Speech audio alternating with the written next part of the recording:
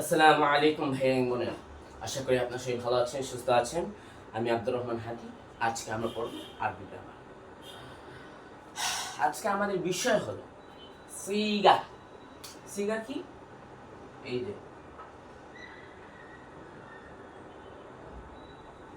সিগা, সিগা।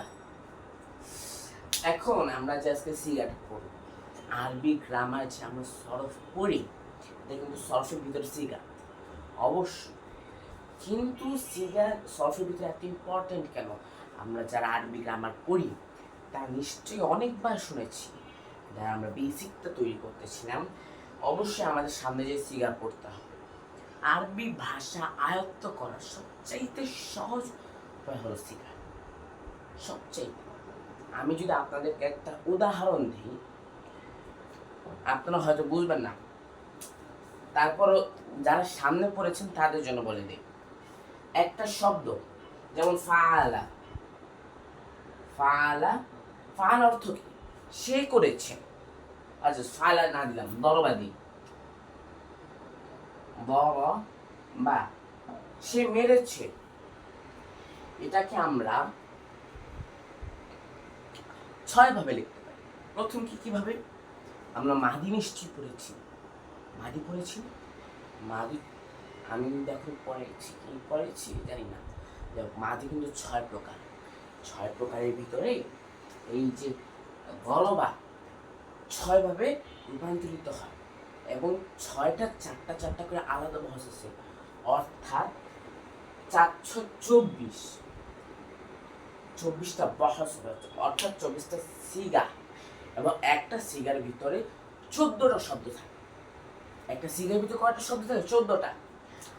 তাহলে আমরা যদি 14টা গুণ করি, তাহলে 4 4 16, 16 4 হাতে থাকে 1, 4 দোকানে 8 9, তারপর 24 বসে যাবে, তারপর কি হলো 6 3 3, 336টা শব্দ আমরা শিখে ফেলবো।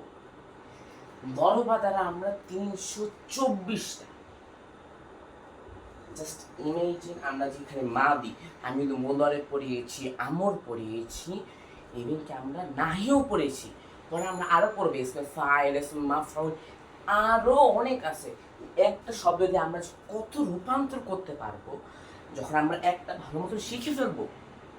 তখন এরকম যদি আমাদের 10টা শব্দ দিয়ে দেয়, 10টা মাছদা যদি দিয়ে দেয়, তাহলে আমরা 10টা সেম টু সেম, আমরা যদি দরবা, এই দরবা এটা যদি সঠিকভাবে সিগা করতে পারি, তাহলে আমরা কয়টা কয়টা শব্দ শিখতে পারবো? 336টা। কিন্তু আমরা যে একটা ভালো মতো আয়ত্ত করি, আমাদের তো কখনো একটা লাগবে না। সবসময় একটা ভালো মতো আয়ত্ত করলে, ভালো প্র্যাকটিস করলে, একটা জায়গায় আপনাদেরকে 1000টা দেখ, লক্ষটা দেখ, নো প্রবলেম। যদি একই থাকে, ফুলাসিয়া মাসদার হয়, 3 অক্ষর বিশিষ্ট হয়, তাহলে আপনারা সব পারবেন। এক একটার উপর 336, আপনার 10টাও করেন, তাহলে কি 3000, 300, 600টা এমনি হবে। 10টা করলেই হয়ে যাবে। এরপরটা আমি মুদরের কথা বলি নাই, আমর বলি নাই, নাহি বলি নাই, আমরা কতগুলি শব্দ জেনে যাব। এবং কি আমি যে এক একটা শব্দ বলেছি, এক একটা আলাদা আলাদা অর্থ আছে, এক একটা আলাদা আলাদা অর্থ, বুঝতে পেরেছি? তাহলে আমরা কি জানলাম? আমরা জেনেছি সিগা হলো আরবি ভাষা। আরবি ভাষা শেখার সবচেয়ে সহজ বিষয়, আরবি ভাষা শেখার সবচেয়ে সহজ বিষয়।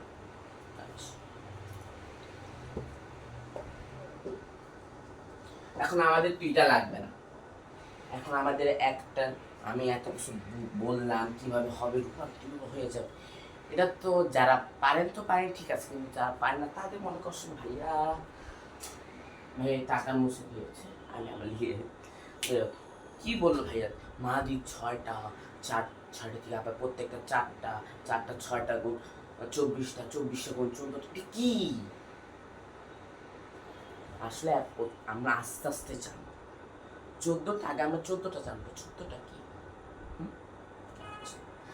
সিগা সিগা জানার আগে আমাদের সবার আগে জানা লাগবে জেন্স। জেন্স কি? জেন্স হইল লিঙ্গ। কি লিঙ্গ? লিঙ্গ কয় প্রকার আমরা জেনেছি? প্রথমত লিঙ্গ হলো দুই প্রকার, ওয়াহেদ মুযাক্কার। মুযাক্কার এটা আমরা জানি। দুই মুয়ান্নাস।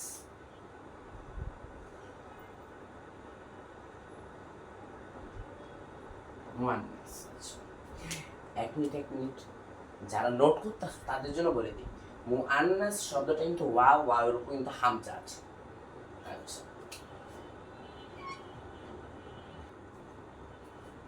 কি জানলাম না? মুযাক্কার মুআন্নাস। আচ্ছা, এখন আমাদেরকে আরেকটা জিনিস জানতে হবে, আদাদ। কি আদাদ?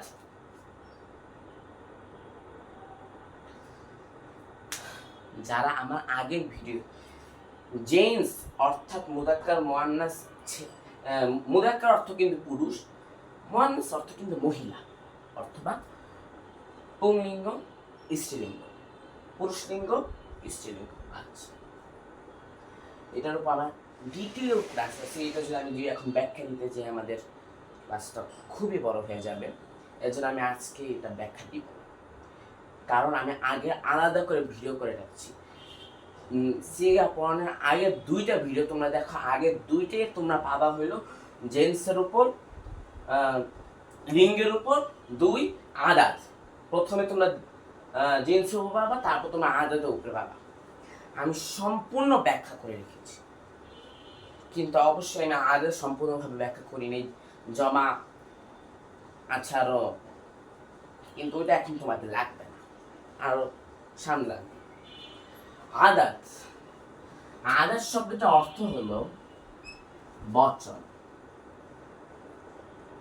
বচন, আদাত শব্দটা অর্থ কি? বচন। বচন আরবি ভাষায় বচন হলো তিন প্রকার, এক বচন, দ্বিবচন, বহু বচন। এক বচনের আরবি কি? এক বচনের আরবি হলো ওয়াহেদ। ওয়াহেদ অর্থাৎ এক, এক বচন, একটা যখন বুঝে তখন সেটা এক বচন। আমি অত ব্যাখ্যা দিব। তারপর কি? ওয়াহেদ তাসনিয়া হবে, তাসনিয়া।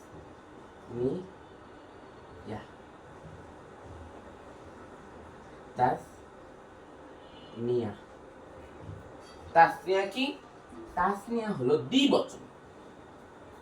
তারপর আমাদের তিন নাম্বার যেটা বহু বচন, সেটার আরবি হলো জমা।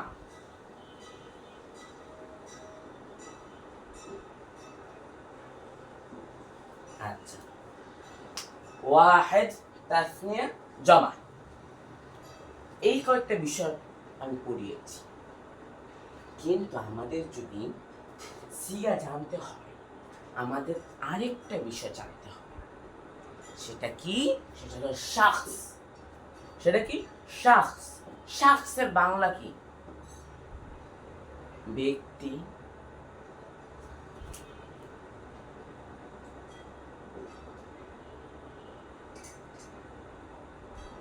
শাখস, শিন খাসিম, শাখস। শাখস হলো তোমার তিন প্রকার। শাখস কয় প্রকার? তিন প্রকার।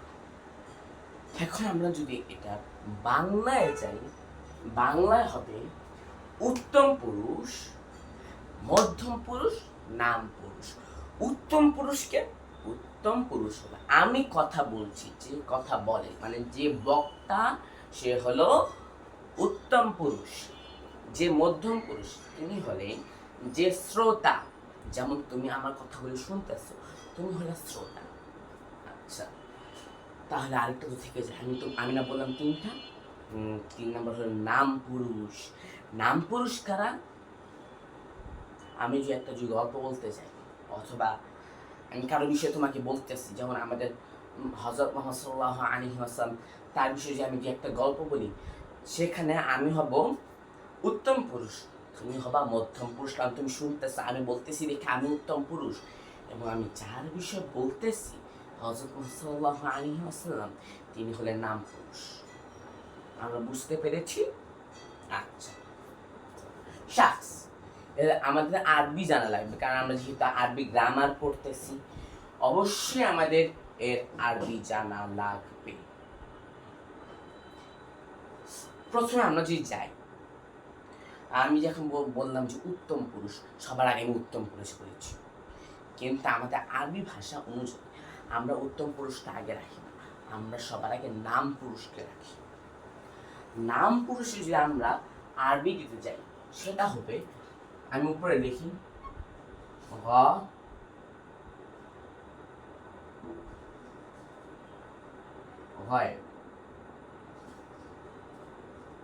গয়েব অর্থ কি? নাম পুরুষ।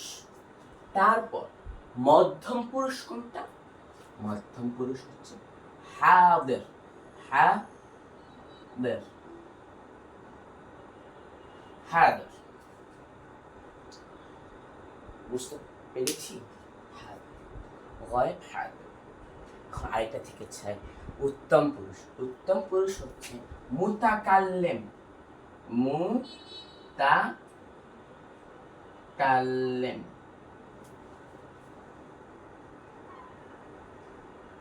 এক একটা কিন্তু আলাদা আলাদা। গয়েব অর্থ আমরা কি বুঝেছি? নাম পুরুষ।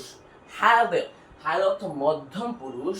মুতাকাল্লিম, মুতাকাল্লিম, আমি কিন্তু জবরদস্তি বেশ, আমি আস্তে আস্তে কিন্তু সরিয়ে দিচ্ছি, আমি দিব না কিন্তু সামনে। মুতাকাল্লিম, মুতাকাল্লিম কি? মুতাকাল্লিম হলো নাম পুরুষ, সরি উত্তম পুরুষ। হাদির মধ্যম পুরুষ। গায়েব নাম পুরুষ। আমরা বচন ভেদে ওয়াহিদ, ওয়াহিদ অর্থ কি? ওয়াহিদ অর্থ এক বচন। তাসনিয়া, তাসনিয়া অর্থ কি? তাসনিয়া অর্থ কি? তাসনিয়া অর্থ হলো দ্বিবচন। জমা, জমা অর্থ বহুবচন। আদাদ,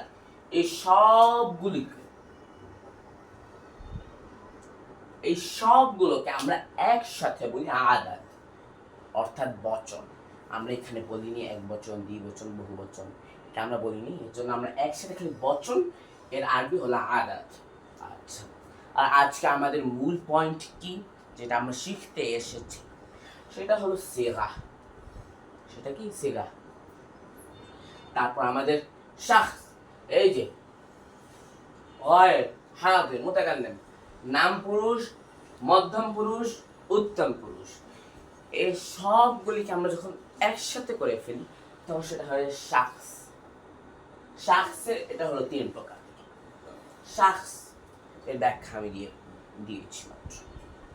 আমরা সিগারের অর্থ কি জেনেছি? রূপ, গঠন। তারপর কি আমরা মুযাক্কার অর্থ পুরুষ, মুআন্নাস অর্থ স্ত্রী। কেন ভুলে গেলা? একটু আগে পড়িয়েছি, আর যারা পেরেছো থ্যাংক ইউ, অর্থাৎ তোমরা মনোযোগ দিচ্ছ।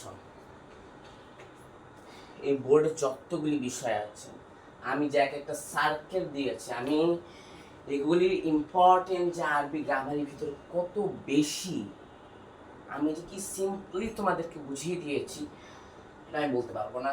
এক একটা গায়েব, হাদির, মুতাকাল্লিম, একটা আমরা যখন সিগা করবো, সিগা সবগুলি লাগবে। খালি এই যে আমি যেটা দাগ দিচ্ছি, এই জিনিসটা,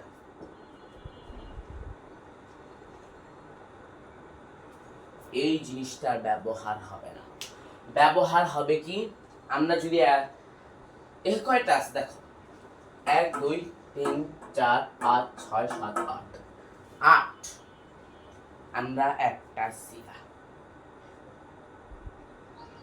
একটা সিগা যখন আমরা বহস দ্বারা যখন আমরা সিগা বের করবো,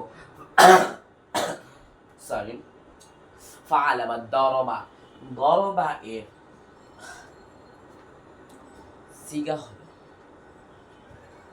প্রথমে সবার আগে আমরা যদি সিগা বানাতে চাই, একটা সিগা তৈরি করতে চাই, আমি একটু মুছে নিই বোর্ডটা, কারণ আমার লেখা শেষ। এবার আমরা দেখি, আমাদের যদি একটা সিগা সিগা যদি লিখতে হয় তাহলে বানাতে হয়, তাহলে আমরা কিভাবে বানাবো?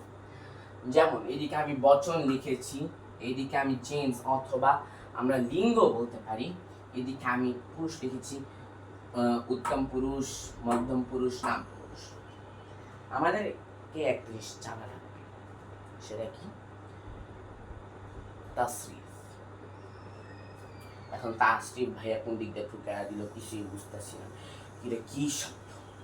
শব্দ হলো একটা ওয়াহেদ, ওয়াহেদ একটা বচন, জমাইদুলকে একটা বচন, জিন্স অর্থাৎ লিঙ্গ, লিঙ্গ কি একজন মানুষের হবে? তোমার একটা লিঙ্গ আছে অবশ্যই।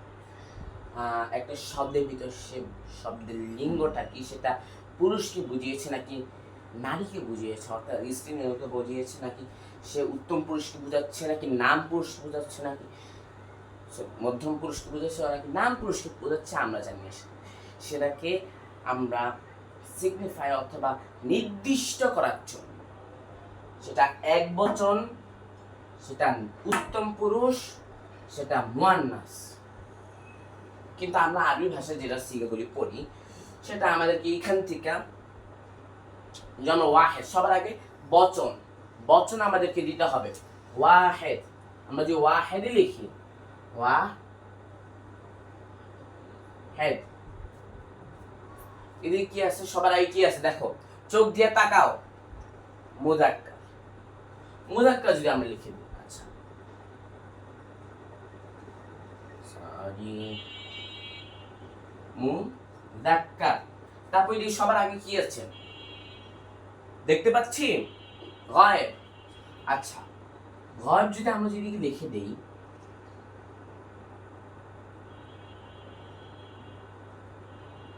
গায়েব, এই সম্পূর্ণটা একটা সিগা। এই সম্পূর্ণটাকে একটা সিগা না?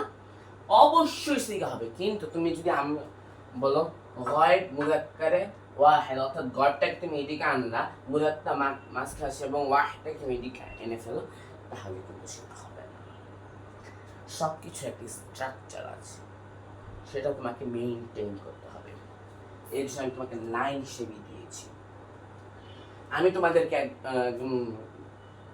একটা সহজ একটা উদাহরণ দিয়েছি। যদি আমরা এই যে তাসনিয়া দিই, তাসনিয়াটা চেঞ্জ করে ফেলি, তারপর জমা যদি দিই তাসনিয়া দেয়, সবগুলো অবশ্যই হবে, কোনো ডিফারেন্স নেই।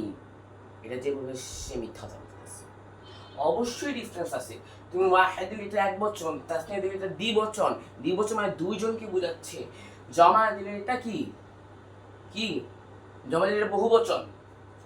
আচ্ছা, আমি আজকের ক্লাসটা অনেক হালকা লং হয়ে যেতেছে। আমি 14টা সিগা এবং তাসরিফ সহকারে যদি ব্যাখ্যা দিয়ে বলি তাহলে আজকের ক্লাসটা খুবই বড় হয়ে যাবে। এর জন্য আজকের ক্লাসটা এতটুকুই।